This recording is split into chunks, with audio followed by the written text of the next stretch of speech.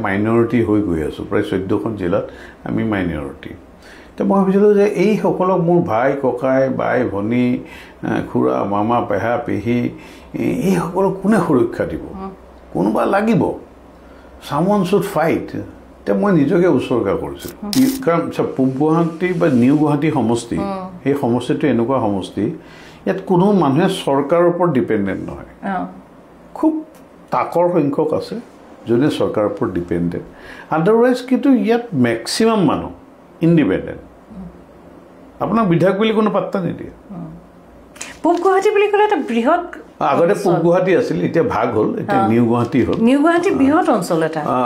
ইমানো ডাঙৰ নহয় এতিয়া সৰু হৈ গ'ল মোটামুটি আপুনি নিউ গুৱাহাটীটো উজান বজাৰৰ পৰা এনেকৈ চানমাৰি হৈ নুনমাটি হৈ ময়ো সেই অঞ্চলৰ এগৰাকী ভোটাৰ আচ্ছা আচ্ছা আপুনি সেই ভোটাৰ গতিকে ভোটটো দিব দেই মোক অসম চেম্বাৰ অফ কমাৰ্চ মই আপোনাক কৈছোঁ আগতে গোটেই অসম ভিত্তিত কোনো ধৰণৰ ব্যৱসায়িক সংগঠন নাছিল তো সেই সময়ত ফাঁচী বজাৰত বোম ব্লাষ্ট হৈছিল আৰু তেতিয়া ব্যৱসায়ীসকল শংকিত হৈছিল আৰু তেতিয়া মই নেতৃত্ব লৈ চৰকাৰৰ লগত তেতিয়া আমি যুঁজিছিলোঁ আৰু ব্যৱসায়ীসকলৰ কাৰণে কাম আৰম্ভ কৰিছিলোঁ আজিৰ তাৰিখত শুনি ভাল পাব আপুনি আমাৰ প্ৰায় প্ৰত্যেকখন জিলাতে আমাৰ ব্যৱসায়িক সংগঠন আছে জিলা কমিটি আছে আমাৰ 1 লক্ষতকৈ অধিক মেম্বাৰ আছে আমাৰ যিখিনি টেলেণ্ট আছে নিউ গুৱাহাটী সমষ্টি এই টেলেণ্টখিনিক ভাল ধৰণে তেওঁলোকক উচিত প্লেটফৰ্ম দিয়াৰ ব্যৱস্থা কৰিম টেলেণ্ট মানে ইউথখিনিৰ কথা কৈছে নিউ জেনেৰেশ্যন একদম নিউ জেনেৰেশ্যন জেন জেড বুলি যাক কয় তেওঁলোকক আমি এটা উচিত প্লেটফৰ্ম দিয়াৰ কাৰণে প্ৰয়াস কৰিম প্ৰথম কথা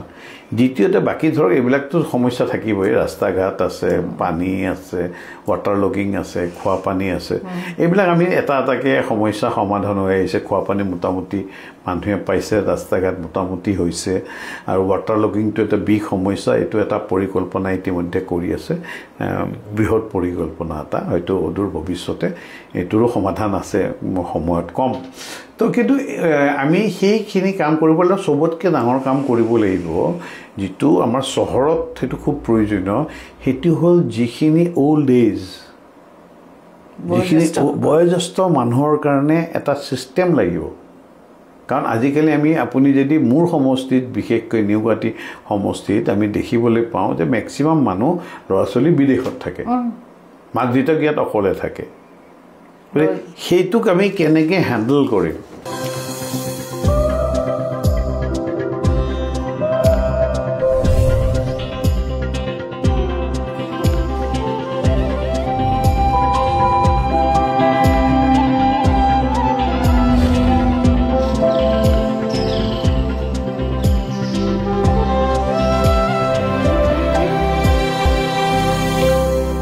নমস্কাৰ দৰ্শকসকল আপোনালোক সকলোকে স্বাগতম জনাইছোঁ আমাৰ এই বিশেষ অনুষ্ঠান অনুৰণনলৈ আজি এগৰাকী বিশেষ অতিথি আমাৰ লগত আছে আমাৰ সকলোৰে চিনাকি আমি তেখেতক বিভিন্ন সময়ত বিভিন্ন সাজত দেখা পাওঁ আৰু সেইজনে হৈছে ৰূপম গোস্বামী ৰূপম দা স্বাগতম জনাইছোঁ ৰূপম দা অত্যন্ত ব্যস্ত আপুনি আপোনাৰ যি জীৱন সেই কৰ্মজীৱনক লৈ মই আৰম্ভণিতে কৈছিলোঁ ৰূপম দা আপোনাক আমি বিভিন্ন সময়ত বিভিন্ন সাজত দেখা পাওঁ এই সাজটোৱে আচলতে মই আপোনাৰ কৰ্মজীৱনটোকে সূচাইছোঁ কাৰণ ৰাজহুৱা জীৱনত আমি যেতিয়াৰ পৰা আপোনাক দেখা পাইছোঁ ৰূপম দা অত্যন্ত ব্যস্ত আপুনি এগৰাকী ব্যক্তি সেইবাবে আপোনাৰ ব্যস্ততাটোক মই এটা সাজলৈ ৰূপান্তৰিত কৰিছোঁ দৰ্শকসকল আপোনালোকৰ নিশ্চয় চিনাকি এগৰাকী আমাৰ সন্মানীয় অতিথি বৰ্তমান আমাৰ অতি শ্ৰদ্ধা ৰূপম গোস্বামী ডাঙৰীয়া তেখেত অসম ৰাজ্যিক বিত্তীয় নিগমৰ অধ্যক্ষ আৰু এটা অতি গুৰুগম্ভীৰ দায়িত্বত আছে অসম চেম্বাৰ্ছ অফ কমাৰ্চৰ অধ্যক্ষ ৰূপম গোস্বামী আৰু অতি গুৰুত্বপূৰ্ণ দুটা পদবীত আপুনি আছে আমি পিছলৈ আলোচনা কৰিম এজন অসমীয়া হিচাপে সেই বিশেষ দুটা পদবীত থকাৰ বাবে আমি সদায় আপোনাক লৈ গৌৰৱ কৰোঁ ৰূপম দা আপোনাৰ কথা কওকচোন মই সৰুতে পঢ়া শুনা কৰিছিলোঁ স্কুলিং কৰিছিলোঁ সৈনী স্কুল গোৱালপাৰা হয় তাৰপিছত মই কেন্দ্ৰীয় বিদ্যালয় খানাপাৰা কলেজ বি বৰুৱা আৰ্য কলেজ জে.বি. ল কলেজ আৰু এই গোটেই পৰিক্ৰমাত মই বিভিন্ন ধৰণৰ খেলা ধূলা কৰি ভাল পাইছিলোঁ তৰ্ক কৰি ভাল পাইছিলোঁ আবৃত্তি কৰি ভাল পাইছিলোঁ নাটক কৰি ভাল পাইছিলোঁ কিন্তু আমাৰ পৰিয়ালটো অকণমান এইবোৰ আৰ্ট এণ্ড কালচাৰৰ লগত জড়িত হয় তো সেইটোৱে হয়তো ব্লাডত আছিল নেকি যদিও মই জন্ম সূত্ৰে গুৱাহাটীতে জন্ম বৰ্ণ এণ্ড বৰ্ডাবেট গুৱাহাটী তথাপিও আমি সত্ৰৰ দেউতা যিহেতু সত্ৰ দিকাৰ আৰু গতিকে সত্ৰৰ পৰম্পৰা অলপ আছে তো সেইখিনি লৈ আগবাঢ়িছিলোঁ পঢ়া শুনা কৰিলোঁ এতিয়া ব্যৱসায় কৰোঁ ৰাজনীতি কৰোঁ বিভিন্ন সামাজিক ব্যৱস্থাবিলাকৰ লগত জড়িত হওঁ তো নিজকে সেনেকৈ আগুৱাই লৈ গৈছোঁ আৰু জনসাধাৰণৰ হয় কেইটামান বছৰ আগলৈ মই গুচি যাওঁ আপোনাক লৈ এতিয়া 2025 দুটামান দশকৰ আগলৈকে মই যেতিয়া আপোনাক লগ পাইছিলোঁ তেতিয়া সম্ভৱ 2000 চনৰ আৰম্ভণিৰ সময়খিনিত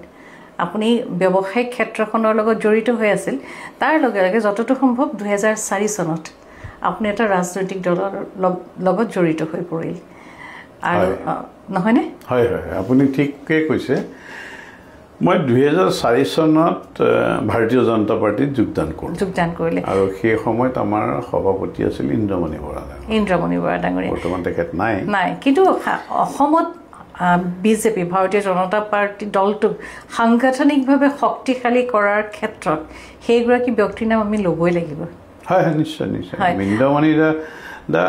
বেলেগ ধৰণৰ ব্যক্তি সম্পূৰ্ণ নীতি আদৰ্শৰ লগত কম্প্ৰমাইজ আৰু সেই সময়ত কেন্দ্ৰত এগৰাকী আমাৰ ভাৰতবাসী এগৰাকী শ্ৰদ্ধাৰ ব্যক্তি আছিল অতুল বিহাৰী বাজপেয়ী ডাঙৰীয়া আৰু মই বেচিকেলি কয় যদি মই অটল বিহাৰী বাজপেয়ী ডাঙৰীয়াই মোৰ আজিৰ তাৰিখত ৰাজনৈতিক গুৰু হয় হয় মই তেখেতক গুৰু হিচাপে মানি মই এই দলত যোগদান কৰিছোঁ আৰু মই কাহানি ভবা নাছিলোঁ যে আজি আমি দুটাকে টাৰ্ম প্ৰায় 10 বছৰ আমি অসমত শাসন কৰিম অসমত যে ভাৰতীয় জনতা পাৰ্টি কেতিয়াবা শাসনলৈ আহিব মোৰ মানে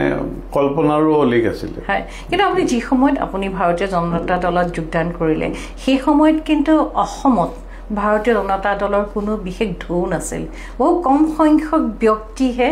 এই দলটোৰ অন্তৰ্ভুক্ত হৈ দলটোৰ নীতি আদৰ্শ মানি চলিছিল হয় একেবাৰে আপুনি শুদ্ধ কথা কৈছে মই যেতিয়া ব্যৱসায় কৰি থাকোঁ মই আৰ্য কলেজৰ মই জেনেৰেল ছেক্ৰেটাৰী আছিলোঁ তাৰ পৰৱৰ্তী সময়ত মই ভাইচ প্ৰেচিডেণ্ট আছিলোঁ জেবি ল কলেজৰ ভাইচ প্ৰেচিডেণ্ট আছিলোঁ তো সেই সূত্ৰে যদি চাই অসম আন্দোলনৰ লগত জড়িত আছিলোঁ সদৌ গুৱাহাটী বিদ্যালয় ছাত্ৰ সন্থা আজি বৰ্তমানৰ মুখ্যমন্ত্ৰী আমি একেলগে কৰিছিলোঁ তেওঁ কটন কলেজৰ জেনেৰেল ছেক্ৰেটাৰী মই আৰ্য কলেজৰ সেনেকুৱা তেতিয়াৰ পৰা যদি তেনেকৈ ট্ৰেণ্ডটো চালে হয় মই অসম গণ পৰিষদত যোগদান কৰিব লাগে বা সেই সময়ত শাসনত থকা কংগ্ৰেছ দলত যোগদান কৰিব লাগে কিন্তু চবেই সেইটো প্ৰশ্ন মোক কৰে কিন্তু আপুনি এইটোও নকৰিলে সেইটোও নকৰিলে আপুনি বিজেপি বিজেপি একো আপোনাৰ লগত বা আপোনাৰ সেই সময়ত কোনো ধৰণৰ খাপ নাখায় হয় আপুনি খুব গুৰুত্বপূৰ্ণ প্ৰশ্ন কৰিছে আৰু মই তেতিয়া মানে এটা মোৰ অনুভৱ হৈছিলে যে আমি অসম আন্দোলন কৰিলোঁ চুক্তি পালোঁ কিন্তু মোৰ তেতিয়া অনুভৱ হৈছিল যে এই চুক্তিৰ দ্বাৰাই বিদেশীখিনিক স্বদেশী কৰা হ'ল ইয়াৰ পৰা কোনো ধৰণৰ আমি লাভৱান হোৱা যেন দেখা নাপালোঁ তেতিয়া মোৰ এক হিন্দুত্বৰ যিটো আইডিঅলজি মই সনাতনী যিটো আইডিঅলজি আমি ইয়াত যিটো আপুনি দেখিবলৈ প্ৰায় যে আমি এতিয়া মাইনৰিটি হৈ গৈ আছোঁ প্ৰায় 14খন জিলাত আমি মাইনৰিটি তো মই ভাবিছিলোঁ যে এইসকলক মোৰ ভাই ককাই বাই ভনী খুৰা মামা পেহা পেহী এইসকলক কোনে সুৰক্ষা দিব কোনোবা লাগিব চামৱান শুড ফাইট এতিয়া মই নিজকে উৎসৰ্গা কৰিছিলোঁ যে ঠিক আছে মই কৰিম তেতিয়া মই RSS বা অন্য এই বিষয়ে মই ইমান নাজানিছিলোঁ তো মই সেই বুলিয়েই বিজেপিত মই যোগদান কৰিছিলোঁ আৰু যোগদান কৰি পেলাই আৰু মোৰ বাজপেয়ী ডাঙৰীয়াটো মোৰ গুৰু আছিলেই তেখেতক মই এবাৰ ইয়াত 2004 নিৰ্বাচনত আহিছিল আৰু মোক তেতিয়া প্ৰট'কলৰ দায়িত্ব দিছিলে তো আমি কিবা এখন মিটিং কৰিব নোৱাৰিলোঁ কিবা হেলিকপ্টাৰ উৰিব নোৱাৰিলে বতৰ বেয়াৰ বাবে তেখেতৰ লগত মই এয়াৰপৰ্টত প্ৰায় 45 মিনিট কথা পাতিছিলোঁ একেবাৰে অকলশৰে আছিলে বিভিন্ন বিষয়ত আৰু মই সাংঘাতিক ধৰণৰ ব্যক্তি মানে মই আপোনাক দুটা কথা কওঁ তেখেতৰ বিষয়ে একটো আপুনি তেখেতৰ তাত গ'লে তেওঁ নিজে চাহ বনাই খুৱায় 1 নম্বৰ সেইটো তেওঁৰ এটা স্বভাৱ আছিল দ্বিতীয় মই যেটো শুনিছোঁ এবাৰ অৰুণাচলৰ এটা গ্ৰুপ তেখেতক লগ কৰিব গৈছিল সেই সময়ত টিম্বাৰ বিজনেছ কৰিছিল ইয়াত কাঠ কাটা বন্ধ আছিল সেইটো বিষয় সম্পৰ্কত গৈছিল 5 জন মানুহ গৈছিল তে সন্মুখত প্ৰাইম মিনিষ্টাৰ সন্মুখত 4খন চকী আছিল এজন থিয় হৈ থাকিব লগা আছিল বাজপেয়ী ডাঙৰীয়াই নিজে উঠি গৈ চকীখন আনি পেলাই তেওঁ পঢ়িবৰ কাৰণে দিছিলে আৰু তেতিয়া তেওঁলোকে কোৱা কথা যে আমি আমাৰ যেটো মেইন কথা তেওঁ মানে ক'বলৈ গৈছিল আমি নকলোৱে বোলে তে চাওক মানে বাজপেয়ী কেনেকুৱা ধৰণৰ বিশাল ব্যক্তিত্ব হয় আচলতে তেওঁলোকৰ ৰাজনৈতিক চিন্তা চৰ্চাবিলাক অতি উচ্চ পৰ্যায়ৰ আছিল আৰু বাজপেয়ী ডাঙৰীয়াৰ কথা ক'লে মোৰ ভাল লাগে অসমৰ গৌৰৱ সুধাকণ্ঠৰ লগত বাজপেয়ী ডাঙৰীয়াৰ খুব এক বিশাল বন্ধুত্ব আছিল আৰু বাজপেয়ী ডাঙৰীয়া প্ৰধানমন্ত্ৰী হৈ থাকোঁতে সুধাকণ্ঠ গৈছিল আৰু অসমৰ কাৰণে কেইবাটাও প্ৰকল্প সেই সময়তে হৈছিলে ৰূপম দা আপুনি তাৰ পৰৱৰ্তী সময়তো কেইবাগৰাকী প্ৰধানমন্ত্ৰী পালে এই সময়ত ভাৰতবৰ্ষৰ প্ৰধানমন্ত্ৰী নৰেন্দ্ৰ মোদী ডাঙৰীয়া তেখেতৰ ব্যক্তিত্বই সকলোকে আকৰ্ষণ কৰে যি কি নহওক আমি অনুষ্ঠানটো আগবঢ়াই লৈ যাওঁতে মোৰ আপোনাৰ লগত দুটা দিশত কথা পাতিব মন গৈছে এটা হ'ল ৰাজনীতি আনটো হ'ল সমাজখনক আগবঢ়াই লৈ যোৱা অৰ্থনৈতিক দিশটো কাৰণ বৰ্তমান সময়ত আপুনি যি গুৰু দায়িত্বত আছে বিশেষকৈ অসম ৰাজ্যিক বিত্তীয় নিগমৰ অধ্যক্ষ পদত আছে আনহাতে অসম চেম্বাৰ্ছ অফ কমাৰ্চৰ আপুনি অধ্যক্ষ পদত আছে দুটা বিশেষ অনুষ্ঠানৰ অধ্যক্ষ পদত থকাৰ পাছত আপুনি আপোনাৰ কামখিনি কেনেকৈ কৰিছে চাওক মোৰ মই পঢ়া শুনাত বেয়া নাছিলোঁ ভাল আছিলোঁ কাৰণ সেই সময়ত সৈনিক স্কুলত খুব কমেই চিট পাইছিলোঁ তাৰপিছতো আমাৰ সমাজখন যিহেতু চাকৰিজীৱী মোৰ মা দেউতাও বিচাৰিছে তই SCS দে IS দে চাকৰি কৰ কিন্তু কিয়নো নাজানো মই ব্যৱসায়িক ক্ষেত্ৰখন চুজ কৰিলোঁ আৰু মোৰ যেটো আজি তাৰিখৰ মোদী ডাঙৰীয়াই মানে খুবেই কয় আৰু হেতু কাৰণে মোৰ ভাল লাগে যে আমি জব সিকাৰ্ছ নহয় জব ক্ৰিয়েটৰ্ছ হ'ব লাগে এক্স্যাক্টলি তো সেই সূত্ৰে মই ব্যৱসায় আৰম্ভ কৰিলোঁ মোৰ মনটো ভাল লাগে মই 40-50টা পৰিয়াল মই পোহপাল দি আছোঁ বিভিন্ন সময়ত মই ব্যৱসায়িক ক্ষেত্ৰখনৰ লগত বিভিন্ন কাম কৰি আছোঁ আৰু আপুনি আচৰিত হ'ব জানি মই মোৰ মেইন উদ্দেশ্য হ'ল যে অসমীয়া জাতিটোক ব্যৱসায়িকমুখী কৰিব লাগে তো আমি এটা মটিভেটিং youth and students towards entrepreneurship বুলি আমি এখন এনেকৈ বিভিন্ন জেগাত আমি চেমিনাৰ কৰি ফুৰিছিলোঁ আমি মটিভেট কৰোঁ সেইটো মূল উদ্দেশ্য আছে আৰু তেতিয়া মই ভাবিলোঁ যে এই উদ্দেশ্যটো যদি মই এচিভ কৰিবলৈ হয় মোক ডাঙৰ প্লেটফৰ্ম লাগিব সেই ডাঙৰ প্লেটফৰ্মটো হ'ল এটা ৰাজনৈতিক প্লেটফৰ্ম লাগিব আপুনি মানে বা নামানে আমাৰ সমাজখন এটা প্ৰক্ৰিয়াৰ মাজেৰে নিয়ন্ত্ৰিত হয় আৰু সেই প্ৰক্ৰিয়াটোৱে হ'ল ৰাজনৈতিক বহুতে যে কয় মই অৰাজনৈতিক মই এই পলিটিকেল একেবাৰে নহয় হ'বই নোৱাৰে কোনো আপুনি যিহেতু ভোট কাবাক দিয়ে তাৰমানে আপুনি ৰাজনৈতিক এটা ৰাজনীতি কৰা দুটা থাকে কিছুমান আদৰ্শগতভাৱে ৰাজনীতি কৰে আৰু কিছুমানে সুবিধা বা মুনাফা পাবৰ কাৰণে ৰাজনীতি কৰে দুইটাই শুদ্ধতে বা অশুদ্ধ বুলি এটাও নকওঁ তে আপুনি কোনটো প্ৰকাৰৰ ৰাজনীতি কৰিছে আপুনি ৰাজনীতিৰ পৰা কি পাব বিচাৰিছে আপুনি আপোন ভাল মানে জগত ভাল অসমীয়াত কথা আছে তে সেইটোও শুদ্ধ কিন্তু ব্যক্তি এজনে যে ভাবে যে মোৰ উত্তৰণ হওক তে এজন ব্যক্তিৰ উত্তৰণ হ'লে সমাজখনৰ উত্তৰণ হ'ব সেইটো অশুদ্ধ নহয় কিন্তু কিছুমানে ভাবে যেনেকৈ আমাৰ ভাৰতীয় জনতা পাৰ্টিৰ যিটো ideology nation first party second self last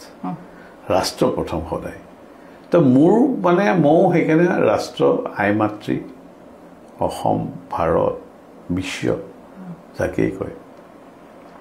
তো মই মোৰ খুব হেঁপাহ আৰু মই বিভিন্ন সামাজিক অনুষ্ঠানৰ লগত জড়িত আমি বিভিন্ন ডিবেটিং কম্পিটিশ্যনো আমি পাতোঁ আমি এবাৰ বৰগীতৰ কম্পিটিশ্যন পাতিছিলোঁ চবতকৈ ডাঙৰ কম্পিটিশ্যন অসমত 1 লাখ টকা প্ৰাইজ মানি দিছিলোঁ ফাৰ্ষ্ট প্ৰাইজ তো এনেকুৱা ধৰণৰ কিছুমান কাম কৰি থাকোঁ হয় আপুনি এটা কথা ক'লে যে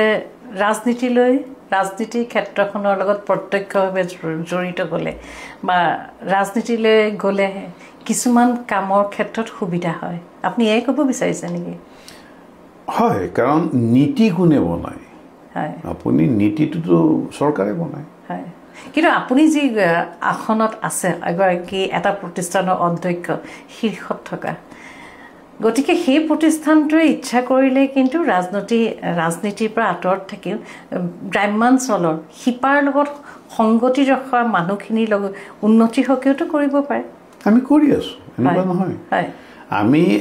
আমাৰ কাম কি চাওক বিজনেছটো কেনেকৈ হয়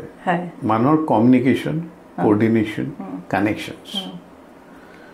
বেপাৰ কৰিবলৈ টকা নালাগে দে মই স্পষ্টৰে কৈছোঁ আমি খুব ধনী ঘৰৰ ল'ৰা নহয় মোৰ দেউতা মাজুলীত আছিলে মাজুলীত ঘৰ মেট্ৰিক পাছ কৰি আহি পেলাই গুৱাহাটীত পঢ়া শুনা কৰি চাকৰি কৰি এষ্টাব্লিছ হৈছে আৰু আমাক পঢ়ুৱাইছে আমাক ডাঙৰ দীঘল কৰিছে ভাল শিক্ষা দিছে আৰু আমি ব্যৱসায় কৰিছোঁ তো ব্যৱসায় কৰিবলৈ ধনৰ প্ৰয়োজন আছে বুলি মই একেবাৰে নাভাবোঁ হয় আপুনি গুৰুত্বপূৰ্ণ কথা এটা ক'লে চিন্তা চৰ্চা আৰু প্ৰকৃত বাটেৰে আগবাঢ়ি গৈ আৰু কি কৰিব সেই সিদ্ধান্তটো থিৰাং কৰিলে ব্যৱসায়ত আগবাঢ়ি যাব পাৰে এফালে আপুনি 2004 পৰা আপুনি এটা ৰাজনৈতিক দলৰ লগত জড়িত হৈ আছে আনহাতে আপুনি খুব সুন্দৰ এখন আসনত থাকি নিজে এগৰাকী ব্যৱসায়ী হৈও আপুনি আগবাঢ়ি গৈ আছে এই যে আপুনি এখন সমাজ দেখা পাইছে এই সমাজখনৰ প্ৰতিচ্ছবিখন আপুনি কেনেকৈ দাঙি ধৰিব ক্ৰমান্বয়ে ল'ৰা ছোৱালী মহিলাসকল তেওঁলোকে আজি আত্মনিৰ্ভৰশীল হ'বলৈ কেনেধৰণে আগবাঢ়ি আহিছে চাওক অসমীয়া সমাজখন ভাৰতবৰ্ষৰ অন্য সমাজৰ নিচিনা নহয় অসমীয়া সমাজখন সম্পূৰ্ণ বেলেগ ইয়াত বিভিন্ন জাতি জনগোষ্ঠী আছে বিভিন্ন ধৰ্মাৱলী লোক আছে বিভিন্ন ভাষাভাষী লোক আছে আৰু এইসকলক এক কৰিছিল আমাৰ গুৰুজনা শংকৰ মাধৱ হয় হয় এই দুইজনা গুৰুৱে গোটেই জাতিটোক একত্ৰীকৰণ কৰিছিল আৰু ভাল লাগে দাদা সেই সময়তে মহাপুৰুষ শ্ৰীমন্ত শংকৰদেৱ গুৰুজনাই তেওঁৰ লেখনিত 17 বাৰ উল্লেখ কৰিছে আমি এক ভাৰতবৰ্ষ তেতিয়া সৰ্বভাৰতীয় চিন্তাটো আজিৰ পৰা 600 বছৰ আগতে গুৰুজনাই আমাক দি থৈ গৈছে হয় আৰু আপুনি যদি ভাৰতবৰ্ষৰ ইতিহাস চায় হয় ইফালে বেংককৰ সেই বালি চালিলৈকে কাৰণ বালিত এতিয়াও শিৱ মন্দিৰ আছে আৰু ইফালে আফগানিস্তানলৈকে বৃহৎ ক্ষুদ্ৰ ক্ষুদ্ৰ ৰজা আছিল শাসন ব্যৱস্থা ডিচেন্ট্ৰেলাইজ আছিল যদিও কিন্তু কৃষ্টি কালচাৰ আমাৰ একেই আছিল মোগল আহি পেলাই আমাক শাসন কৰিলে তাৰপিছত ব্ৰিটিছ আহি শাসন কৰিলে কিন্তু কেইজন আহিছিল কেইজনমান মোগল আহিছিল কেইজনমান ব্ৰিটিছ আহিছিল তেওঁলোকত অধিকাংশ তেওঁলোকৰ তলত কাম কৰা তলতীয়া মানুহবিলাক কিন্তু আমাৰ ভাৰতীয় আছিল আৰু সেই ভাৰতীয়সকলকে আকৌ ভাৰতীয়সকলৰ বিৰুদ্ধে কাম কৰাবলৈ শিকাইছিল না ক'ৰবাত আমি নিজৰ শত্ৰু আছিলোঁ নেকি তাৰমানে এই গোটেই কথাটো যদি আপুনি চায় মই সদায় অনুভৱ কৰোঁ যে আজি ব্ৰিটিছে আমাক ইণ্ডিপেণ্ডেণ্ট দিলে আমাক তেওঁ স্বতন্ত্ৰ হ'ব শিকালে আমি পৰাধীন আছিলোঁ তেওঁলোকে আমাক আজাদ কৰিলে কিন্তু কি কৰিলে ধৰ্মৰ নামত তেওঁলোকে ইণ্ডিয়া পাকিস্তান কৰি দিলে তাৰপিছত ইণ্ডিয়াখন কি কৰিলে আকৌ ভাষাৰ নামত গোটেইখন অসম বাংলা ৱেষ্ট বেংগল বিহাৰ এনেকৈ ভাষাৰ নামত কৰি দিলে তে আজি যদি ভাষাৰ নামত নকৰি পেলাই আমাৰ যদি এই ষ্টেটবিলাক গংগা ব্ৰহ্মপুত্ৰ গোদাবৰী হিমালয় এনেকুৱাকৈ ৰাখিলে হয় আমি সকলোৱে এক ভাৰতীয় বুলি ক'লোঁ হয় দাদা আপুনি খুব গুৰুত্বপূৰ্ণ কথা এটা কৈছে মোৰ এনেকুৱা লাগে ব্ৰিটিছে আমাক আক্ষৰিক অৰ্থত স্বাধীন কৰিলে কিন্তু আমাৰ মাজত ভাতৃঘাতী বিদ্বেষৰ সূত্ৰপাত কিন্তু ব্ৰিটিছেই কৰি থৈ গ'ল একজেক্টলি মই সেই কথাটোৱে ক'ব খুজিছোঁ যে আজি আপুনি চাব অকল অসমত বুলি নহয় অসমত এতিয়া তই বঙালী তই বিহাৰী তই মাৰোৱাৰী ঠিক সেনে মহাৰাষ্ট্ৰটো আমি মাৰাঠী তই বিহাৰী লোকেল আনলোকেল চাউথতো হয় হয় গোটেই ভাৰতবৰ্ষলৈকে তেওঁলোকে সেইটো বীজ সিঁচি থৈ গ'ল যাতে এটা পৰ্যায়তকে সেই মানুহখিনি তেওঁলোকৰ কাৰণেতো আমি এক প্ৰকাৰ দাস আছিলোঁ আমি এটা পৰাধীন জাতি আমি যাতে মূৰ তুলি থিয় হ'ব নোৱাৰোঁ আৰু আপুনি বিশ্বাস কৰিব ভাৰতীয় জনতা পাৰ্টিৰ এটা মূল উদ্দেশ্য হ'ল এই সকলোকে একত্ৰীকৰণ কৰা হয় সেইটো কাৰণে মই কিন্তু ভাৰতীয় জনতা পাৰ্টিৰ লগত আছোঁ মোৰ ভাল লাগে তেওঁলোকৰ এই আইডিঅলজি হয় হয় হয় দাদা আপুনি ভাৰতীয় জনতা পাৰ্টিৰ লগত আজি কিবা এটা দশক ধৰি আছে বৰ্তমান সময়ত যি কেন্দ্ৰীয়ত জনতা দলৰ চৰকাৰ ৰাজ্যত জনতা দলৰ অসমত জনতা দলৰ চৰকাৰ বিজেপি চৰকাৰ এতিয়া কথা হ'ল অতি সম্প্ৰতি যি ৰাজনীতিৰ বতাহ এই বতাহত আমি দেখা পাইছোঁ বিভিন্ন আঁচনি বিভিন্ন সময়ত ৰাইজলৈ আগবঢ়াইছে আপুনি অকণমান আগতে ক'লে যে শুদ্ধ চিন্তা চৰ্চা শুদ্ধ পৰিকল্পনাৰে যদি আগবাঢ়ে ব্যৱসায় জটিল নহয় কিন্তু আজি আমি দেখা পাইছোঁ এক কৰ্মবিমুখ সংস্কৃতি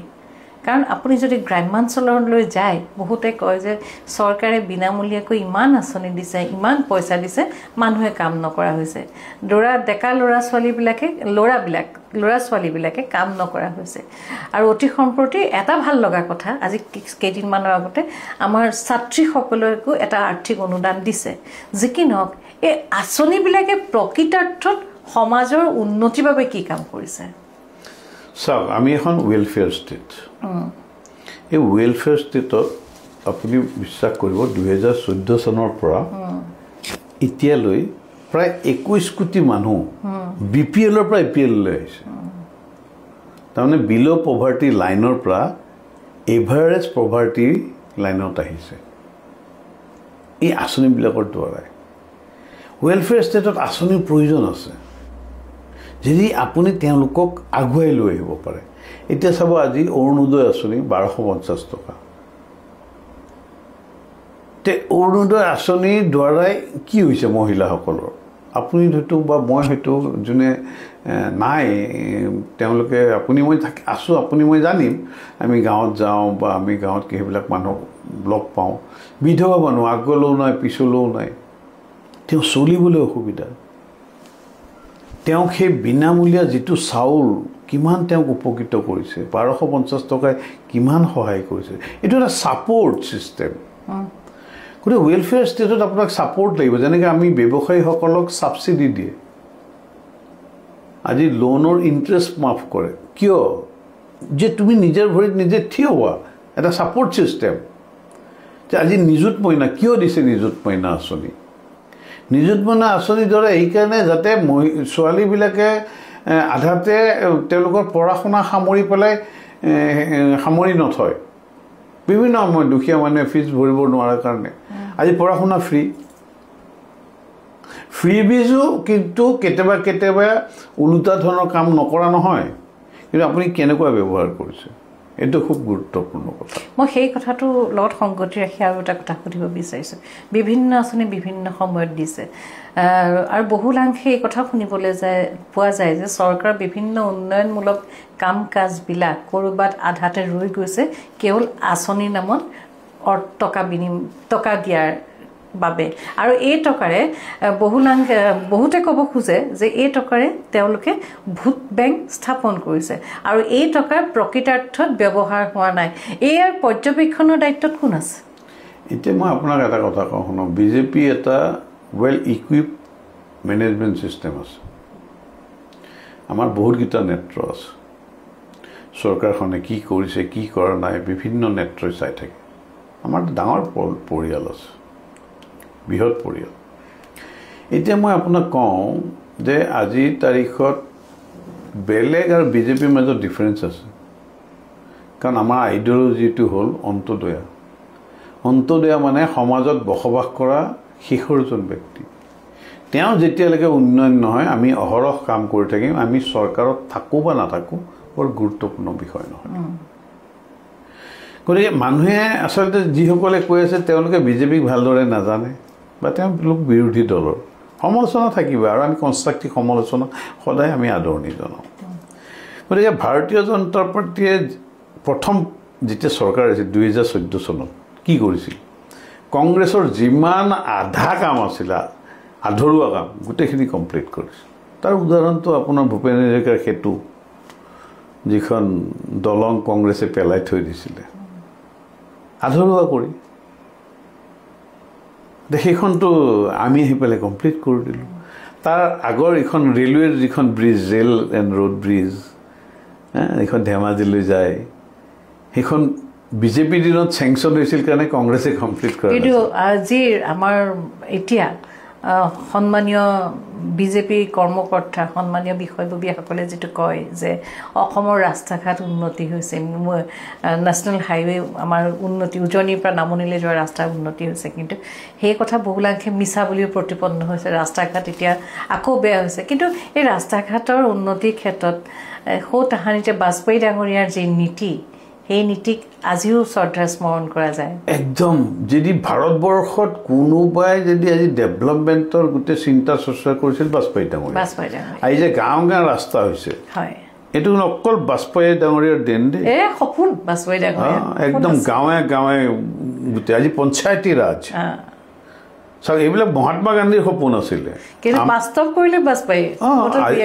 চাওক বিজেপিৰ 5টা নীতি আছে 5টা নীতিৰ ভিতৰত এটা নীতি হ'ল গান্ধীয়ান ফিলচফি আমি মহাত্মা গান্ধীৰ ফিলচফি সম্পূৰ্ণৰূপে ফ'ল' কৰোঁ গতিকে খুব ডাঙৰ কথা আপুনি চাই বিজেপিৰ পদুম ফুলত 5টা পাহ আছে এই প্ৰত্যেকবাৰ এই 5টা বা নিষ্ঠা আছে পঞ্চনিষ্ঠা বুলি কওঁ হয় আমি কথা পাতিম মই আকৌ আপোনাৰ ব্যক্তিগত জীৱনলৈ আহিছোঁ আপুনি আৰু দুটা অতি গুৰুত্বপূৰ্ণ পদবীত আছে নেশ্যনেল ট্ৰেডাৰ্ছ ৱেলফেয়াৰ বৰ্ডৰ আপুনি নৰ্থ ইষ্টৰ বৰ্ড মেম্বাৰ আৰু যতটো সম্ভৱ উত্তৰ পূৰ্বাঞ্চলক প্ৰতিনিধিত্ব কৰে আপুনিয়ে প্ৰথমজন আৰু একমাত্ৰ এইটো নতুনকৈ এটা বৰ্ড হৈছে নেশ্যনেল ট্ৰেডাৰ্ছ ৱেলফেয়াৰ বৰ্ড আৰু এই বৰ্ডটো মাননীয় মোদী ডাঙৰীয়াই কৰিছে যিসকল ট্ৰেডাৰ্ছ মানে ইণ্ডাষ্ট্ৰী বা আমুকৰ কাৰণে বহুত ব্যৱস্থা আছে চৰকাৰৰ কিন্তু যিসকলে ট্ৰেড কৰি খায় যে কাৰো ওপৰত ডিপেণ্ডেণ্ট নহয় ট্ৰেডাৰ্ছ এই ধৰক আপোনাৰ পৰা বস্তু কিনিলে আমুকত বিক্ৰী কৰিলে এইখিনি ট্ৰেডাৰ্ছ তেওঁলোকৰ এটা গুৰুত্বপূৰ্ণ ভূমিকা আছে সমাজত কিন্তু তেওঁলোকক চিন্তা চৰ্চা কৰি কোনো ডিপাৰ্টমেণ্ট নাই চৰকাৰৰ প্ৰথমবাৰ মাননীয় মোদী ডাঙৰীয়াই বনাইছে নেশ্যনেল ট্ৰেডাৰ্ছ ৱেলফেয়াৰ বৰ্ড আৰু ইয়াত প্ৰত্যেক ষ্টেটৰ পৰা এজন ব্যক্তি লৈছে এজ এ মেম্বাৰ আৰু যিমান বিজনেছ ৰিলেটেড ডিপাৰ্টমেণ্ট আছে সেই আপোনাৰ ট্ৰেন্সপৰ্ট GST ফাইনেন্স এই সকলোৰে ছেক্ৰেটাৰীবিলাক বৰ্ড মেম্বাৰ আৰু মই ভাগ্যক্ৰমে বা সৌভাগ্য মোৰ যে মোক নৰ্থ ইষ্টৰ পৰা মেম্বাৰ হিচাপে তাত ৰাখিছে গতিকে যেতিয়া নেশ্যনেল ট্ৰেডাৰ্ছসকলৰ যিবিলাক সমস্যা হয় সেই সমস্যাবিলাক আমি তাত আলোচনা কৰোঁ আপুনি উত্তৰ পূৰ্বাঞ্চলক প্ৰতিনিধিত্ব কৰি যেতিয়া ৰাষ্ট্ৰীয় পৰ্যায়ৰ ইমান সন্মানীয় এটা চক্ৰৰ মাজত এখন সন্মানীয় আসনত আপুনি অধিষ্ঠিত হৈছে আপুনি সদায় উত্তৰ পূৰ্বাঞ্চলৰ প্ৰতিনিধিত্ব কৰিব লাগে আৰু উত্তৰ পূৰ্বাঞ্চল বুলি ক'লে আমি জানো অতি চহকী কাৰণ অসমত কি নাই নহয় জানো অকল চাহ আৰু তেলৰ কাৰণে অসম প্ৰসিদ্ধ নহয় অসমত আজিকালি বহু কিবা কিবি পায় ঠিক সেইদৰে উত্তৰ পূৰ্বাঞ্চলৰ প্ৰত্যেকখন ৰাজ্যৰ অধিকাংশ ব্যক্তিয়ে কৃষিজীৱী নহয় তেওঁলোকক আপুনি কেনেকৈ আগবঢ়াই লৈ গৈছে ছাৰ আমাৰ উত্তৰ পূৰ্বাঞ্চলত যদি আপুনি কৃষি আৰু চাকৰিজীৱী এই দুটাই আছে কিন্তু আমাৰ মাজত এণ্টাৰপ্ৰিনাৰ নাছিল নাই মই আগতে কৈ আছোঁ মই মটিভেটিং youth and students towards entrepreneurship এটা প্ৰগ্ৰেম আমি কৰি থাকোঁ আৰু যিকোনো ব্যৱসায়ী যোনে কৰিব বিচাৰে আমি তেওঁলোকক সহায় কৰোঁ ঠিক সেনেকৈ আমি বজাৰ আৰু পথাৰ দুইখনে আমি দখল কৰিব লাগিব বজাৰ আৰু পথাৰ খুব গুৰুত্বপূৰ্ণ কথা ক'লে দাদা কিন্তু আমি দেখা পাওঁ যে পথাৰ আছে আমাৰ বজাৰ আছে কিন্তু ক্ৰেতা নাই কাৰণ বহু সময়ত দেখা যায় উজনিয়ে হওক বা নামনিয়ে হওক এটা সময়ত আমাৰ পাচলিবিলাক পানীৰ দামত বিক্ৰী কৰি দিব লগা হয় কাৰণ আমাৰ এটা কোল্ড ষ্ট'ৰেজ নাই আমাৰ পাচলিবিলাক সংৰক্ষণ কৰাৰ ব্যৱস্থাটো নাই এই কথাষাৰ কিন্তু সৌ তাহানিৰ পৰা আজিলৈকে কৃষকসকলে দাবী কৰি আছে এইটো গুৰুত্বপূৰ্ণ কথা কৈছে আপুনি কাৰণ এই আপুনি চাব যে এই ইনফ্ৰাষ্ট্ৰাকচাৰটো কোনে তৈয়াৰ নকৰিলে আপুনি যেতিয়া কোল্ড ষ্ট'ৰেজৰ কথা আহিব লগে লগে আপোনাক কি লাগিব ইলেক্ট্ৰিচিটি লাগিব ইণ্টাৰলিংক আৰু তাৰপিছত লগে লগে কি লাগিব আপোনাক ৰাস্তা লাগিব যাতায়াত লাগিব সেইকাৰণে ব্ৰিটিছে তাহানিতে ক'ত ক'ত ৰেল লাইন বহোৱা নাছিলে একজেক্টলি তো গতিকে সেইকাৰণে এই চৰকাৰ কাৰণে সকলো দিশতে কাম কৰিছে গতিকে আপুনি চাব আজিৰ তাৰিখত 2-3টা কোল্ড ষ্ট'ৰেজ আৰম্ভ হৈছে আমাৰ ইয়াত AIDC অধীনতো বহুতে কোল্ড ষ্ট'ৰেজ কৰিব পাৰে কোল্ড ষ্ট'ৰেজ কৰি পেলাই ৰাখে তাৰ ব্যৱস্থা আছে নাথাকা নহয় 4-5টা কোল্ড ষ্ট'ৰেজত ভাল ধৰণে কাম হৈ আছে কিন্তু সবতকৈ ডাঙৰ কথা কি আছিলে এতিয়া আজিৰ তাৰিখত বহুত মানুহে ভাল শিক্ষা দীক্ষা কৰি আহি ট্ৰেক্টৰ সেক্টৰলৈ খেতি আৰম্ভ কৰিছে আৰু আজি এনেকুৱা তাৰিখত এনেকুৱা জেগাত হৈছে আপুনি বিশ্বাস কৰিব বিশ্বত বুলি ক'লেও ভুল নহ'ব হিউমেন ৰিচোৰ্চ যদি সবতকৈ ভাল সেয়া হ'ল নৰ্থ ইষ্টৰ আপুনি চাব আজি কল চেণ্টাৰবিলাকত মেক্সিমাম নৰ্থ ইষ্টৰ ল'ৰা ছোৱালী সেইখিনিতে আকৌ মোৰ অকণমান দুখ লাগে কেলে দুখ লাগে জানেনে আমি যিটো এটা ব্ৰেইন ড্ৰেইন শব্দ কওঁ এই শব্দটো শুনি মোৰ কষ্ট হয় আমাৰ যিসকল মেধা ছাত্ৰ ছাত্ৰী তেওঁলোকে পঢ়ি শুনি অসমত থাকিবলৈ ইচ্ছা নকৰে অসমত তেওঁলোকে পৰ্যাপ্ত যি কাম বিচাৰে সেই কামৰ সা সুবিধা নাপায় তেওঁলোক ভাৰতবৰ্ষৰ বিভিন্ন প্ৰান্তলৈ যায়গৈ ভাৰতত থাকিও তেওঁলোক শান্ত নহয় তেওঁলোক বিদেশলৈ যায় মানে কথাটো এনেকুৱা বৰষুণ দিলেও মানুহৰ সমস্যা বৰষুণ নাহিলেও মানুহৰ সমস্যা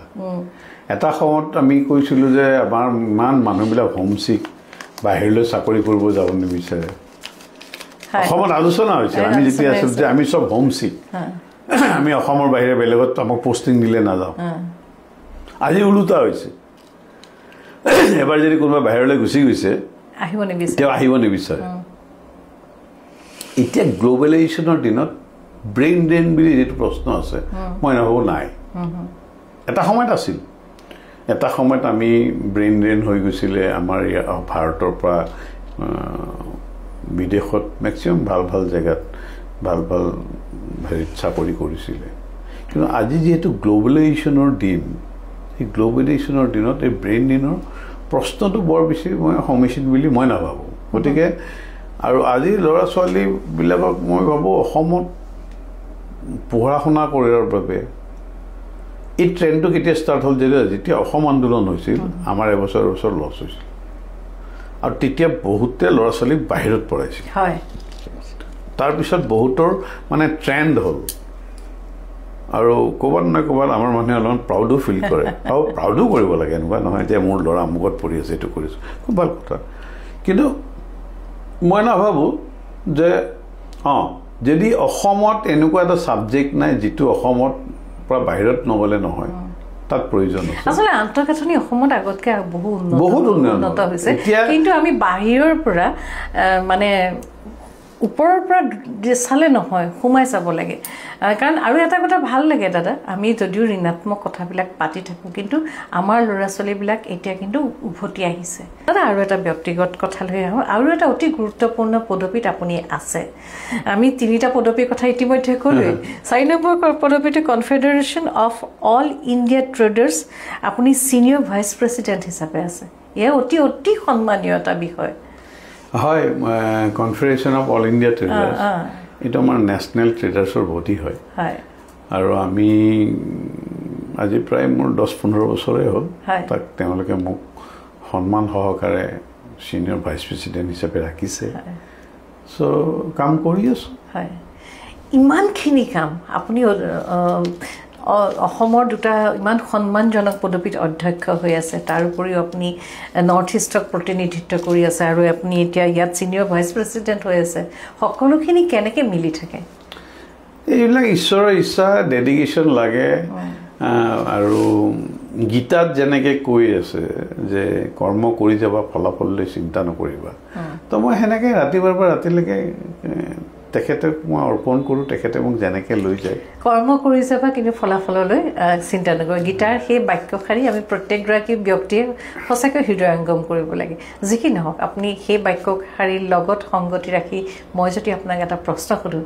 সেই বাক্যশাৰীকে শিৰোধাৰ্য কৰিয়েই নেকি আপুনি 2004 চনৰ পৰা ভাৰতীয় জনতা দলৰ লগত প্ৰত্যক্ষভাৱে জড়িত হৈ থকাৰ পাছতো এবাৰো আপুনি মেইন মুখ্য শাৰীলৈ আহিব বিচৰা নাই মানে ৰাজনীতিত অংশ ল'ব বিচৰা নাই প্ৰত্যক্ষভাৱে মানে আপুনি মুখ্য শাৰী মানে মই আচলতে এই কথাই বুজাইছো যে ৰাজনীতিত প্ৰত্যক্ষভাৱে আপুনি এমএলএ ৰাজনীতি হয় নিৰ্বাচন মানে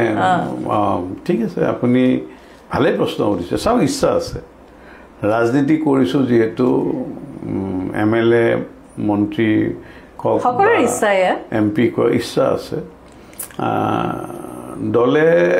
মই আশা ৰাখিছোঁ যে দলে নিশ্চিতভাৱে সেই সুযোগখন কেতিয়াবা মোক দিব কাৰণ দলে মোক খুব ভাল সুযোগ দিছে মোক কেতিয়াও দলে পেলাই থোৱা নাই বা মোক দলে সদায় গুৰুত্ব দি আহিছে বিভিন্ন সময়ত বিভিন্ন দায়িত্ব দিছে মই সেইমতে দায়িত্ববিলাক নিৰ্বাহ কৰি গৈছোঁ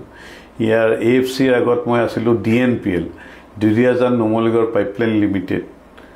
আৰু আজি মানুহে গুৱাহাটীত ঘৰে ঘৰে গেছ পাবলৈ সক্ষম হৈছে ক'ৰবাত নাই ক'ৰবাত মোৰ অকণমান অৰিহণা আছে আসাম ফাইনেন্সিয়েল কৰ্পৰেশ্যন মই যেতিয়া যোগদান কৰিছিলোঁ লছত আছিল মাননীয় মুখ্যমন্ত্ৰীৰ সহায়ত আমি এতিয়া প্ৰফিটত মোক দেখিবলৈ আৰম্ভ কৰিছোঁ য'তে দিয়ে অনেষ্টলি চিনচিয়াৰলি কাম কৰোঁ মানে 2004 পৰাই লাগি আছোঁ আৰু প্ৰত্যেকবাৰে শুনো লিষ্টত নাম আছে এবাৰ MLA টিকেটটো হ'ব এবাৰ MP টিকেটটো হ'ব শেষ মুহূৰ্তত কিবা নহয় কিবা কাৰণে হয়তো মোৰে ভাগ্যত এতিয়ালৈকে নাই বা অনাগত দিনত মোৰ বিশ্বাস তাৰমানে আমি এইটো আশা কৰিব পাৰোঁ নেকি ৰূপম দা 2026 চনত যি নিৰ্বাচন হ'ব বিধানসভা সেই বিধানসভা নিৰ্বাচনত মই যি প্ৰত্যক্ষ ৰাজনীতি বুলি কৈছিলোঁ আপোনাক আমি নিৰ্বাচনত পাম নাই এইবাৰ মোক দিব মোৰ দৃঢ় বিশ্বাস 2026 চনত মোক দলে দিব বুলি মোৰ এটা মন লাগিছে আৰু মোৰ সমষ্টি হ'ল নিউ গুৱাহাটী সমষ্টি আৰু তাৰ পৰা মই এবাৰ বিধায়ক হিচাপে জিকি আহিম মোৰ পুৰা নিজৰ ওপৰত কনফিডেন্স আছে আৰু দলেও মোক এইবাৰ মোক দলে আমি মানে খেলা বুলি কওঁ অসমীয়াত আমি নিৰ্বাচন খেলা বুলি কওঁ কিন্তু খেলা নহয় এইটো আচলতে যুদ্ধই দলে মোক এইবাৰ এইটো যুদ্ধ কৰাৰ সুযোগ দিব আৰু মই বিশ্বাসী মই জিকি দলক সেইটো কাৰণ যিসকলে নিৰ্বাচনত প্ৰতিদ্বন্দ্বিতা কৰে সকলোৰে বিশ্বাস যে তেওঁ বিজয়ী হ'ব আৰু বিজয়ী হোৱাৰ পাছত তেওঁ সেই গুৰু দায়িত্বখিনি পালন কৰিব আপুনি যেতিয়া 2026 চনত নিউ গুৱাহাটী পৰা বিধায়ক হিচাপে প্ৰতিদ্বন্দ্বিতা কৰিব তাৰপাছত যেতিয়া আপুনি জয়ী হ'ব এগৰাকী বিধায়ক হিচাপে এই মুহূৰ্তত মই আপোনাক কল্পনা কৰি ল'লোঁ আপোনাৰ প্ৰথম কাম কি হ'ব চাওক ফাৰ্ষ্ট হ'ল যিটো আপুনি ইউথ কাৰণ পূব গুৱাহাটী বা নিউ গুৱাহাটী সমষ্টি সেই সমষ্টিটো এনেকুৱা সমষ্টি ইয়াত কোনো মানুহে চৰকাৰৰ ওপৰত ডিপেণ্ডেণ্ট নহয় খুব তাকৰ সংখ্যক আছে যোনে চৰকাৰৰ ওপৰত ডিপেণ্ডেণ্ট আদাৰৱাইজ কিন্তু ইয়াত মেক্সিমাম মানুহ ইণ্ডিপেণ্ডেণ্ট আপোনাক বিধায়ক বুলি কোনো পাত্তা নিদিয়ে পূব গুৱাহাটী বুলি ক'লে এটা বৃহৎ আগতে পূব গুৱাহাটী আছিল এতিয়া ভাগ হ'ল এতিয়া নিউ গুৱাহাটী হ'ল নিউ গুৱাহাটী বৃহৎ অঞ্চল এটা ইমানো ডাঙৰ নহয় এতিয়া সৰু হৈ গ'ল মোটামুটি আপুনি নিউ গুৱাহাটীটো উজান বজাৰৰ পৰা এনেকৈ চানমাৰী হৈ নুনমাটি হৈ ময়ো সেই অঞ্চলৰ এগৰাকী ভোটাৰ আচ্ছা আপুনিও সেই ভোটাৰ গতিকে ভোটটো দিব দেই মোক তো এনেকৈ গীতা মন্দিৰ জু ৰোড হৈ এনেকৈ 6 মাইলৰ এটা অংশ এইবাৰ আহিছে এনেকৈ গান্ধী বস্তি হৈ পেলাই এটা সমষ্টি হৈছে 2-2.5 লাখমান ভোটাৰ আছে তাতে গতিকে সৰু বুলি ক'ব নোৱাৰে আৰু ডাঙৰ বৃহতো নহয় কাৰণ এইবাৰ ডিলিমিটেশ্যনত চব সমষ্টি এটা সেনেকুৱা ৰেঞ্জতে আনিছে তো এই সমষ্টিৰ যিখিনি চব গুণী জ্ঞানী মানুহ পুৰণা গুৱাহাটীৰ বাসিন্দা পুৰা গুণী জ্ঞানী মানুহ আপুনি তেওঁলোকক ইনফ্লুৱেঞ্চ কৰিব নোৱাৰে যদিহে আপোনাৰ নিজৰ ব্যক্তিত্ব ঠিক নহয় আপোনাৰ নিজৰ ব্যক্তিত্ব লাগিব কাৰণ আজি মই ক্লাছ 8-9ৰ পৰাই গুৱাহাটীত ডাঙৰ দীঘল হোৱা মানুহৰ লগত জন্মৰ পৰাই হোৱা তথাপিও 8-9ৰ পৰাই মই বিভিন্ন সামাজিক আমি তেতিয়া সৌদ গুৱাহাটীত বিদ্যালয় ছাত্ৰ সন্থা কৰিছিলোঁ গতিকে তেনেধৰণৰ গোটেইখন মই চালে দেখোন চব বন্ধুবৰ্গ পৰিয়ালবৰ্গ গোটেইখিনি এই অঞ্চলটোতে আছে আৰু ঈশ্বৰৰ কৃপাত 8ৰ পৰাই মই সামাজিক জীৱনৰ লগত জড়িত আজিলৈকে একো মানে বদনাম বুটলিব হোৱা নাই একো বদনামত মই পৰা নাই বা সাঙুৰো হোৱা নাই গতিকে সেইটো এটা মোৰ ডাঙৰ সাকসেসফুল বুলি মই ভাবো ৰূপম দা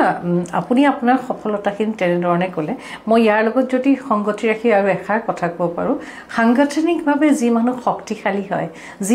যিজন ব্যক্তি সংগঠক হয় তেওঁ কিন্তু মানসিক শক্তি বহুত বৃদ্ধি পায় কাৰণ আপুনি এতিয়ালৈকে যিখিনি কাম কৰিলে ৰাজহুৱা আপুনি একোটা পদবী লৈ সমাজ জীৱনলৈ সেই পদবীৰ দ্বাৰা কিন্তু আপুনি বহু অৰিহণা আগবঢ়াইছে বিশেষকৈ ব্যৱসায়িক ক্ষেত্ৰখনলৈ আপুনি নতুন বহু ব্যক্তিক আগবঢ়াই লৈ আনিছে বহু ব্যক্তিক আপুনি কৰ্মসংস্থাপন দিছে সেয়া এক পৰম তৃপ্তি হয় নিশ্চয় নিশ্চয় মানুহক সহায় কৰি ইমান ভাল লাগে আপুনি যেতিয়া মই কি কয় অসম চেম্বাৰ অফ কমাৰ্চ মই আপোনাক কৈছোঁ আগতে গোটেই অসম ভিত্তিত কোনো ধৰণৰ ব্যৱসায়িক সংগঠন নাছিল তে সেই সময়ত ফাঁচী বজাৰত বোম ব্লাষ্ট হৈছিল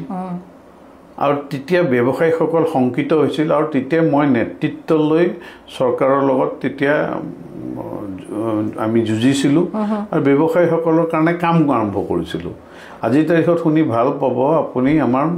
প্ৰায় প্ৰত্যেকখন জিলাতে আমাৰ ব্যৱসায়িক সংগঠন আছে জিলা কমিটি আছে আমাৰ 1 লক্ষতকৈ অধিক মেম্বাৰ আছে আমাৰ ৱেবছাইটো আছে assamchamberofcommerce.com আমি কাম কৰি আছোঁ আমি বিভিন্ন ক্ষেত্ৰত কাম কৰি আছোঁ আৰু ভাল লাগে ৰাইজে যেতিয়া মৰমৰে আঁকোৱালি লয় আৰু আমি ৰাইজক কিবা দিব পাৰোঁ বহুত ল'ৰাক আমি কেনেকৈ ব্যৱসায় কৰিব লাগে তাৰ ৰাস্তা দেখুৱাইছোঁ বহুতক কানেকশ্যন কৰাই দিছোঁ দিল্লীত কাৰ লগত কানেক্ট কৰিব লাগে বেংগলোৰত হ'লে কাৰ লগত কানেক্ট কৰিব লাগে তো এই বস্তুটোৱে মূল বুলি মই ভাবোঁ আৰু অৰ্থনীতিটো হ'ল বেকবোন আপুনি চাব দে এটা গুৰুত্বপূৰ্ণ বিষয় মাননীয় প্ৰধানমন্ত্ৰী নৰেন্দ্ৰ মোদী ডাঙৰীয়া তেওঁৰ যিটো দিশ তেওঁৰ কিন্তু এটা যিহেতু কয় গুজৰাটীবিলাক সকলো গুজৰাটীয়ে ব্যৱসায়িকভাৱে খুব তেওঁলোক এক্টিভ ঠিক সেনে মাননীয় মুখ্যমন্ত্ৰী ডক্টৰ হিমন্ত বিশ্ব শৰ্মা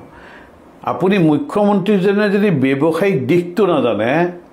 চৰকাৰখন আগুৱাই লৈ যাব নোৱাৰে একদম সঁচা কথা গতিকে এই ক্ষেত্ৰত মই মাননীয় মুখ্যমন্ত্ৰী কিন্তু ৰাজনীতিবিদতকৈ তেওঁৰ যিখিনি ব্যৱসায়িক দৃষ্টিভংগী মইতো কওঁ তেওঁ ৰাজনীতিবিদতকৈ ব্যৱসায় কৰিলেও আজি টাটা বিৰলাকো ক্ৰছ কৰি গ'ল হয় তেওঁ বহুত ইয়াৰ দক্ষতা বহুত মই আপোনাৰ এই কথাষাৰ লগত সংগতি ৰাখি মই আৰু এষাৰ কথা ক'ব মন গৈছিল আমি যেতিয়া নামনিৰ পৰা উজনিলৈ যাওঁ আমি সোণাপুৰ পাৰ হৈ পেলাই যেতিয়া জাগিৰোড পাওঁগৈ আগতে জাগিৰোড পোৱাৰ পাছত ফ্লাইঅভাৰখন নমাৰ পাছত আমি সোঁ কাষে আৰু বাওঁ কাষে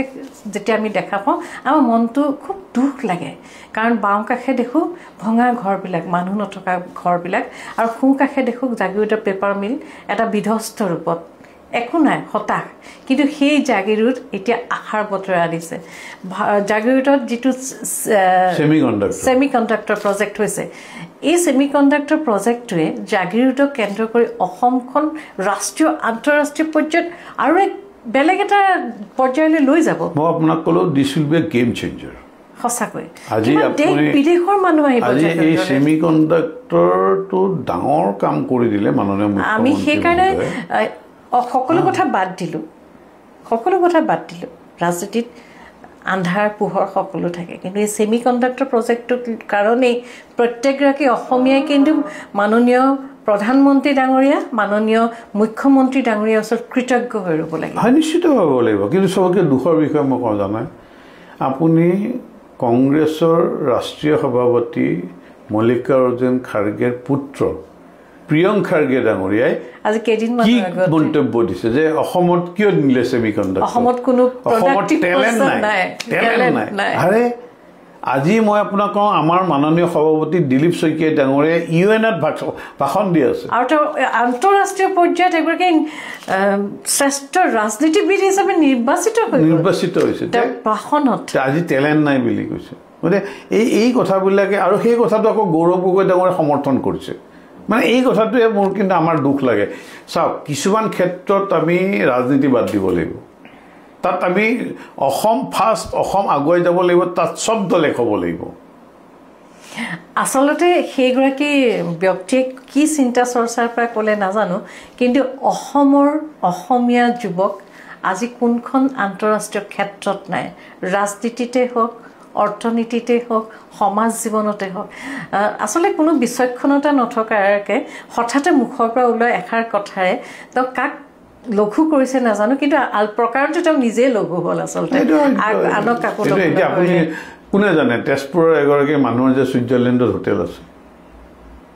সেইটোতো বহুতেই নাজানে সঁচাকৈ আৰু আন্তঃৰাষ্ট্ৰীয় ৰাজনীতিত চাওক মই তেখেতৰ আজি আপোনাক মই কওঁ অম্বিয়াগী ৰায়চৌধুৰীৰ নাতিনীয়ে তেখেত এজন সফল ব্যৱসায়ী বেংগলোৰ ইণ্ডাষ্ট্ৰী আছে হয় মলয় জীৱন বৰুৱা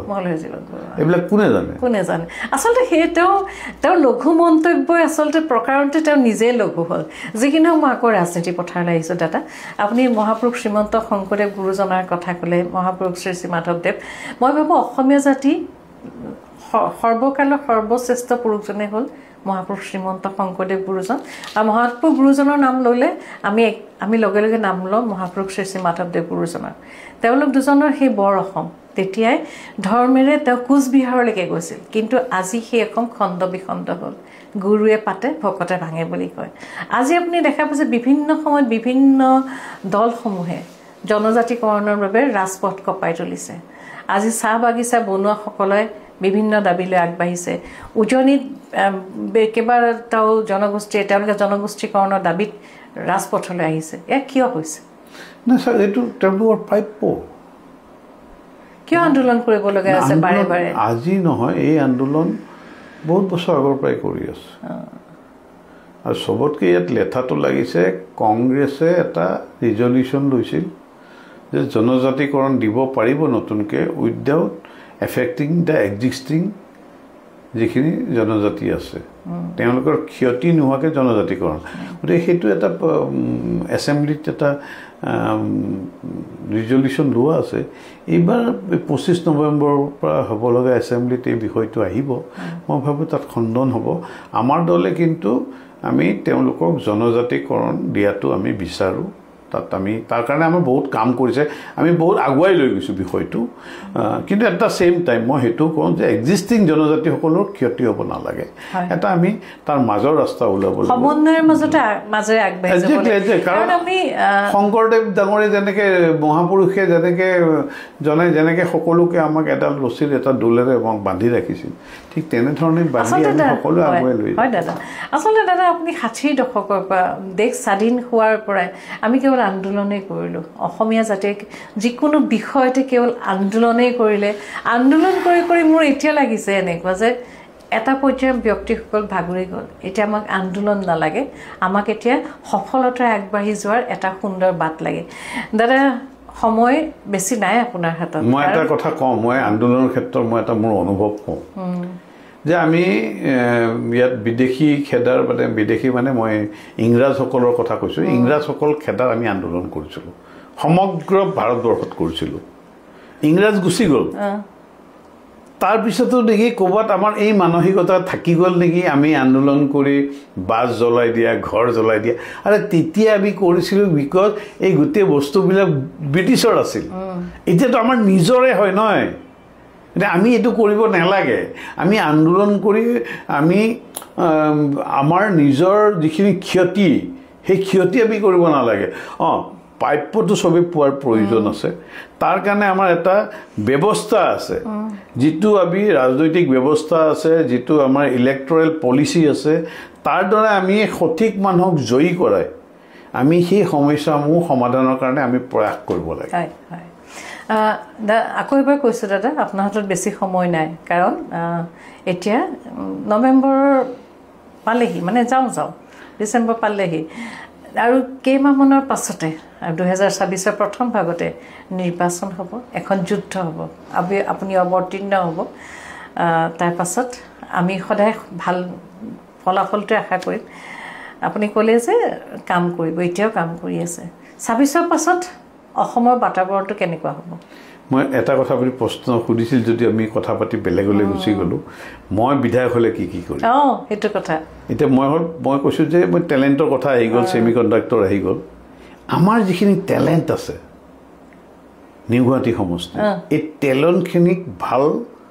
ধৰণে তেওঁলোকক উচিত প্লেটফৰ্ম দিয়াৰ ব্যৱস্থা কৰিম টেলেণ্ট মানে ইউথখিনিৰ কথা কৈছে নিউ জেনেৰেশ্যন একদম নিউ জেনেৰেশ্যন জেন জেড বুলি যাক কয় তেওঁলোকক আমি এটা উচিত প্লেটফৰ্ম দিয়াৰ কাৰণে প্ৰয়াস কৰিম প্ৰথম কথা দ্বিতীয়তে বাকি ধৰক এইবিলাকতো সমস্যা থাকিবই ৰাস্তা ঘাট আছে পানী আছে ৱাটাৰ লগিং আছে খোৱা পানী আছে এইবিলাক আমি এটা এটাকে সমস্যা সমাধান হৈ আহিছে খোৱা পানী মোটামুটি মানুহে পাইছে ৰাস্তা ঘাট মোটামুটি হৈছে আৰু ৱাটাৰ লগিংটো এটা বিগ সমস্যা এইটো এটা পৰিকল্পনা ইতিমধ্যে কৰি আছে বৃহৎ পৰিকল্পনা এটা হয়তো অদূৰ ভৱিষ্যতে এইটোৰো সমাধান আছে সময়ত কম তো কিন্তু আমি সেইখিনি কাম কৰিবলৈ সবতকৈ ডাঙৰ কাম কৰিব লাগিব যিটো আমাৰ চহৰত সেইটো খুব প্ৰয়োজনীয় সেইটো হ'ল যিখিনি অল্ড এজ যিখিনি বয়োজ্যেষ্ঠ মানুহৰ কাৰণে এটা ছিষ্টেম লাগিব কাৰণ আজিকালি আপুনি যদি মোৰ সমষ্টিত বিশেষকৈ নিউ গুৱাহাটী সমষ্টিত আমি দেখিবলৈ পাওঁ যে মেক্সিমাম মানুহ ল'ৰা ছোৱালী বিদেশত থাকে মাক দেউতাক ইয়াত অকলে থাকে সেইটোক আমি কেনেকৈ হেণ্ডেল কৰিম That is the biggest question. দাদা এই ক্ষেত্ৰত মই ভাবো আজিকালি সকলো সুবিধা হৈছে এটা ফোন কৰিলে মানে গোটেই প্ৰয়োজনীয় ঘৰুৱা সামগ্ৰীখিনি ঘৰ পাই যাবি কিন্তু আপোনাৰ এই ক্ষেত্ৰত যদি আপুনি এটা বিষয়ত গুৰুত্ব দিয়ে যে এটা ফোনত এজন চিকিৎসক তেওঁ ঘৰ আহি পাবহি পাৰে তাৰ কাৰণে ধৰক আছে ব্যৱস্থা আপোনাৰ এপ এটা আমি বনাব পাৰোঁ যিটো এপৰ দ্বাৰাই তেওঁলোকে সব ধৰণৰ ব্যৱস্থা কৰিব পাৰে চিকিৎসকে আহিব পাৰে যিকোনো ধৰণৰ অকল সেইখিনিয়ে নহয় তেওঁলোকক এটা সমাজ দিব লাগিব ন তেওঁলোক অকলশৰীয়া হৈ গৈছে নহয় আজি ধৰক হাজবেণ্ড এণ্ড ৱাইফ তেওঁলোক দুজনে কিমান কথা পাতিব গতিকে তেওঁলোকক এখন আমি সমাজ দিব লাগিব য'ত সমাজত তেওঁলোকৰ যিখিনি এক্সপাৰ্টাইজ সেইখিনি আমি লৈ পেলাই তেওঁলোকৰ ছাজেশ্যনখিনি লৈ আমি সমাজখন আগবঢ়াব লাগিব মই সেই কথাটোহে কৈছোঁ গতিকে আমি সেইটো ক্ষেত্ৰতো আমি কাম কৰিম গতিকে আৰু বসবাস কৰা যিখিনি সমাজৰ প্ৰত্যেকটা ছেগমেণ্টৰ কাৰণে আমি কাম কৰিম সেইখিনি মোৰ আশা আৰু মই ভাবোঁ জনসাধাৰণ উপকৃত হ'ব আৰু ভাৰতীয় জনতা পাৰ্টীয়ে সদায় জনসাধাৰণৰ কাৰণে কাম কৰি আহিছে এটা সময় আছিল হয় দাদা এটা সময় আছিল যে যেতিয়া এজন ব্যক্তি সৰ্বসাধাৰণৰ মাজত থাকে তেতিয়া তেওঁ সকলোৱে ভাল পায় যেতিয়া তেওঁ এটা বিশেষ পদবীলৈ যায় যেতিয়া তেওঁ বিধানসভা নিৰ্বাচিত হয় যেতিয়া তেওঁ ৰঙা লাইট লগোৱা বগা গাড়ীখনত ঘূৰি যায় তেওঁ কিছুমান মানুহক নেদেখা হৈ যায় বুলি এটা সময়ত এটা প্ৰবাদ আছিল এই প্ৰবাদটোৰ কাৰণে কিন্তু সকলোৱে ভয় কৰে যে আমাৰ কাৰণে কাম কৰি থকা মানুহজন আমি নিৰ্বাচিত কৰি দিয়াৰ পাছত যদি আমাৰ পাহতৰি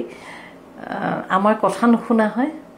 আপোনাক যদি সুধো সেইটো কথা হয় সেইকাৰণে এই আমাৰ চৰকাৰে আহিয়ে ৰঙা লাইটটো বন্ধ কৰি দিলে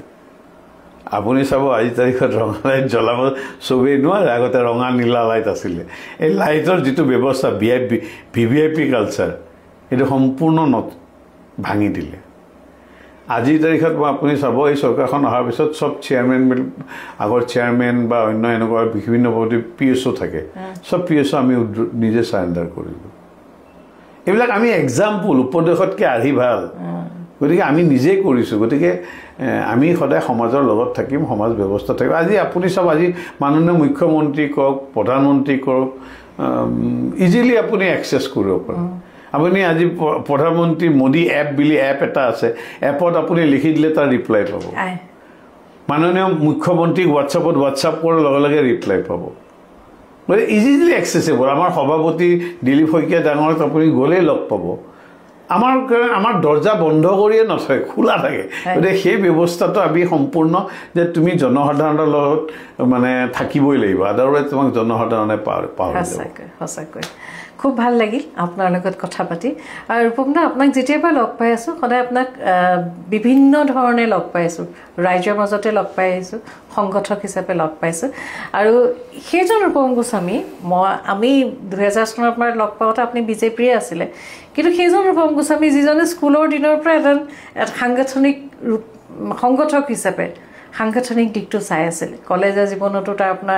আপুনি উদ্ভাসিত হ'ল তাৰ পাছত 2004 চনৰ পৰা বিজেপিত থাকিলে আৰু এতিয়া 4টাকৈ গুৰুত্বপূৰ্ণ পদবীত আছে ৰূপমদা আৰু আমি ভাবিছোঁ 2026 চনত আৰু এপদ নতুন অলংকাৰ আপুনি পিন্ধিব আৰু আপুনি ৰাইজৰ মাজলৈ আহিব আৰু সেই নতুন ৰূপত যেতিয়া আমি আপোনাক পাম আমি কিন্তু ৰাইজৰ কাষতে আপোনাক সদায় বিচাৰিম আন্তৰিক অভিনন্দন এতিয়াই জনাইছোঁ আৰু আমি আপোনাক লৈ অতি আশাবাদী ধন্যবাদ ৰূপম দা ধন্যবাদ দৰ্শকসকল এইগৰাকী আমাৰ অতি শ্ৰদ্ধা ৰূপম গোস্বামী ডাঙৰীয়া বহু কথা আলোচনা কৰিলোঁ আমি খুব আশাৰে বাট চাই ৰৈছোঁ ৰূপম গোস্বামী ডাঙৰীয়া নতুন জীৱনলৈ আৰু আমি সদায় ৰূপম গোস্বামীক মাতিম এই অনুষ্ঠানলৈ আৰু তেওঁৰ কামখিনি আমি চাম আৰু আপোনালোকেও এইগৰাকী আমাৰ অভ্যাগতক শুভকামনা জনাব তেখেতৰ যি আশা 2026ত সেই আশা সম্পূৰ্ণ সফল হ'ব আপোনালোকৰ শুভকামনা আমি এই মুহূৰ্তত এই অনুষ্ঠানৰ পৰা ৰূপম গোস্বামী ডাঙৰীয়ালৈ বিচাৰিছোঁ আমাৰ এই অনুষ্ঠান আমি ইমানতে শেষ কৰিলোঁ আৰু আপোনালোকে এই অনুষ্ঠানটো চাই এই সাক্ষাৎকাৰটো চাই কেনে পালে আমাক জনাব যদি ভাল পায় সেয়াও জনাব কিবা কাৰণত বেয়া পালে সেয়াও জনাব মই আপোনালোকৰ ওচৰত সদায় কৃতজ্ঞ হৈ এই কাৰণে আপোনালোকে ইমান সুন্দৰকৈ বক্তব্য কমেণ্টবিলাক মোক দিয়ে সেই কমেণ্টবিলাক মোৰ বাবে অতি আশা সাহস আৰু